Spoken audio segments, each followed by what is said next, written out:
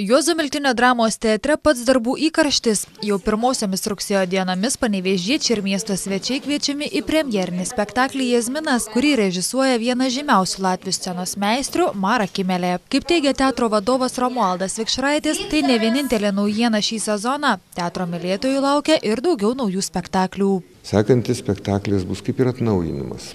Pas mus atnaujinimai skaitosi kaip premjeros, bet spektaklis atnaujinamas ir praktiškai iš naujo net 9 vaidmenys kuriami, 9 vedimai.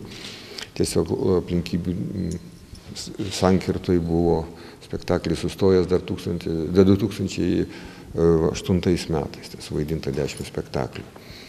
Tai čia Gruzinų brigada atvažiuoja ir planuojam, kad galbūt su to spektakliu nuvažiuosim ir į Gruziją.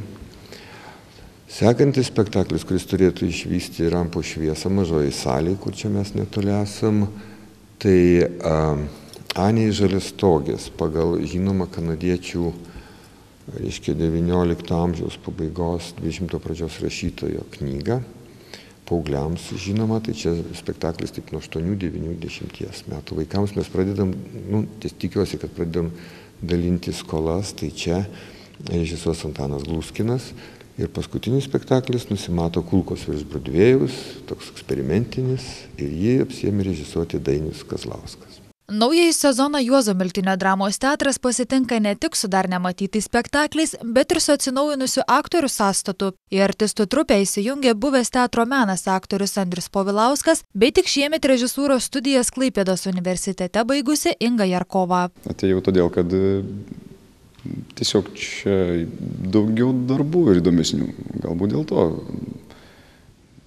toks, sakykime, gal pagrindinis mano buvo motyvas. Man atrodo, kad ta rotacija tokia yra teisinga ir galėtų būti, kuo jinai bus intensyvesnė, tuo bus įdomiau, nes nelabai aš tikiu tuo tais kolektyvais, ypatingai tų didžiųjų teatrų, kurie visą laiką tie patys žmonės visą laiką dirba tie patys. Yra mobilių grupių tokių, kurios galbūt, kada visas kursas vienu metu dirba, bet kada tai per ilgai užsitęsia, tai taipogi pasidaro toks truputėlį toks nusistovėjęs vandenėlis. Aš tai gal dar tam ieškojime savęs pačios esu. Noriu kuo geriau atlikti savo profesiją. Ir kaip įdomiau, pačiai gal savo, kaip įdomiau suvaidinti vieną ar kitą vaidmenį. Aš pati taip tobulėjau kaip žmogus, kaip kūrėjas. Tai man labai smagu, kad aš gaunu daug vaidmenų ir galiu tobulėti taip. Pirmoji šį sezoną premjera Jazminas žiūrovams bus pristatoma jau šį savaitgalį. Joje bus galima išvysti ir naujuosius teatro aktorius.